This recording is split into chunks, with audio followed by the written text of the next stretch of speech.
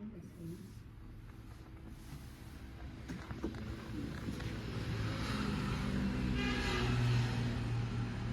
आप उत्तराखंड राज्य आंदोलनकारी हैं और कल स्थापना दिवस मनाया जा रहा है, तो इसके बारे में क्या कहेंगे? वास्तव में ये 23वां स्थापना दिवस मनाया जा रहा है और मन में कोई उमंग नहीं है, घोर आक्रोश है आंदोलनकारियों में, जिसकी हमने कल्पना की थी। वो राज्य तो हमें दूर दूर तक कहीं भी नजर नहीं आ रहा है।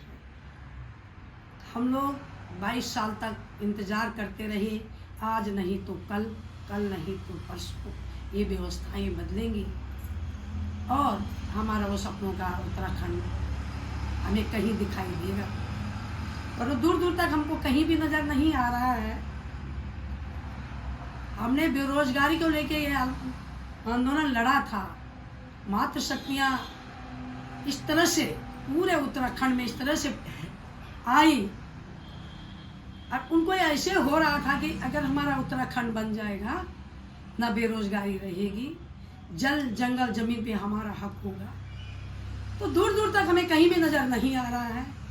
ये बहुत बड़ा दुर्भाग्य है।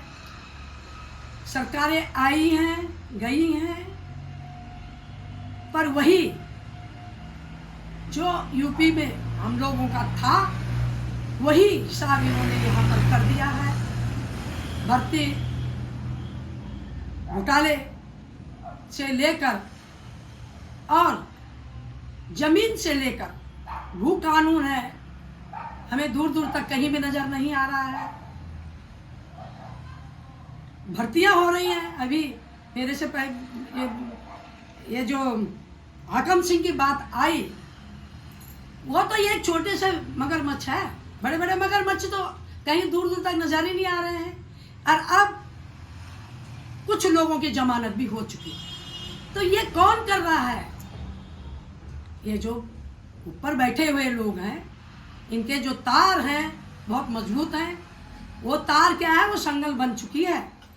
और आज हम लोग जिन्होंने की सड़कों पर, जिन महिलाओं ने सड़कों पर, जिन विद्यार्थियों ने, जो विद्यार्थी थे आज उस टाइम 15-16 साल के थे, अब अभी आपके सामने बैठे हुए हैं, बेरोजगार हैं, उनको कहीं भी छठिक आरक्षण 10% छठिक आरक्षण की एक मांग की थी। और वो जब तक नारायण दत्त तिवारी जी थे, उन्होंने 10% छठिक आरक्षण का किया था। उसके बाद हमारे बच्चों का मुंह का निवाला छीन लिया गया है। हम क्या करें, कैसे बोले कि हमारे स्थापना दिवस है? हमारा जो आक्रोश, हमारा मन है मातृशक्ति का, हमारे जो ये युवा हैं, बड़े दुख के साथ बोलना पड़ रहा है कि स्थापना दिवस है और कहीं भी मुझे नजर नहीं आ रहा है। आप आए हुए हैं, आपका स्वागत। हम यहाँ पे अपने यहाँ पर हमने फिर भी हमने ये कहा कि हमारा आखिर राज्य तो बना, स्थापना हमने अलग राज्य तो ले लिया है, उसके भी हम स्थापना दिवस यहाँ पे मना रहे हैं। सपना पूरा हुआ, पर एक कोई सपना, एक सपना भी पूरा हुआ होता तो हम ये कहते कि चलो हमारा राज्य जो हम चाहते थे वो मिला। भू कानून को लेकर, भू कानून को लेकर कहां पर हमें मिली है? 371 को लेकर हम लोगों ने ये वहां पर धरना प्रदर्शन सब कुछ किया। मूल निवास 1950 के तर्ज पे हमें मूल निवास चाहिए। सरकार कहीं भी अगर ये कहती, अगर ये मूल निवास के 1950 के उस पर चलते हैं तो इनके जितने भी ये आईएस लॉबी है, एक और लड़ाई हमें लड़नी पड़ेगी। जितने भी आईएस लोग हैं इनको यहाँ से डंडा मार मार के भगाना पड़ेगा, क्योंकि ये सारा उन्हीं का करा हुआ धरा हुआ है। बैकडोर से जो नियुक्ति हुई है, एक तरफ उनको निकाल दिया, दूसरी तरफ से फिर वो शुरू हो चुका है। तो हमें कहीं भी वो खुशी नहीं है। हम आज अपने इस स्थापना दिवस में अपनी सरकार को ये चेताना चाहते हैं कि अभी भी आप हमारे सपनों को साकार कीजिए। हम कब तक ऐसे ही सड़कों पे रहेंगे? हम भीख नहीं मांग रहे, हम अपना हक मांग रहे हैं, अपने हक की लड़ाई लड़ रहे हैं। तो मुझे कहीं भी तो कुछ नज़र नहीं आ रहा है। कहीं भी मेरी युवा शक्ति को, इनकी भावनाओं को देखो, मेरी मातृशक्ति को, हमारे जितने भी साथी हैं, हम सब बूढ़े हो चले हैं। अभी अभी मैं उनको तहे दिल से श्रद्धांजलि देती हूँ। मेरी छोटी बहन बीना बहुगुणा जी का कल देहांत हुआ, और वो ऐसी थी कि हमारी कंधे से मिलाकर चलती थी।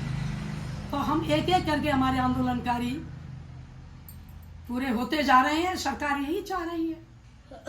हमें ये पेंशन नहीं चाहिए थी, ये झुंझुना नहीं चाहिए था। हमें अपने बच्चों का रोजगार चाहिए था, भू कानून चाहिए था, मूल निवास चाहिए था। आगे की पीढ़ी क्या कहेगी हमारे लिए? जब तक हमें मूल निवास नहीं होगा, तो उसी तरह भू कानून का नहीं होगा। हमारे यहाँ पर कहीं पर भी जमीन कहीं पर भी नजर नहीं आ रही है। हमारी राजधानी गैरसैंण होनी चाहिए थी, हमारे पलायन रुकने चाहिए थे। परिसीमन, अगर पहाड़ों का परिसीमन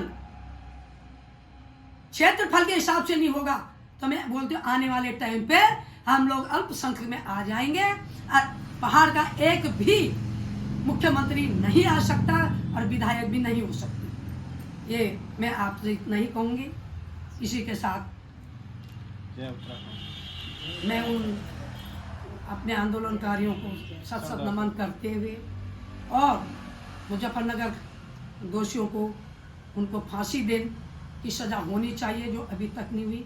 इसीलिए मैं कह रही हूँ कि शहीदों हम शर्मिंदा हैं, तुम्हारे कातिल जिंदा है। जय भारत, जय उत्तराखंड।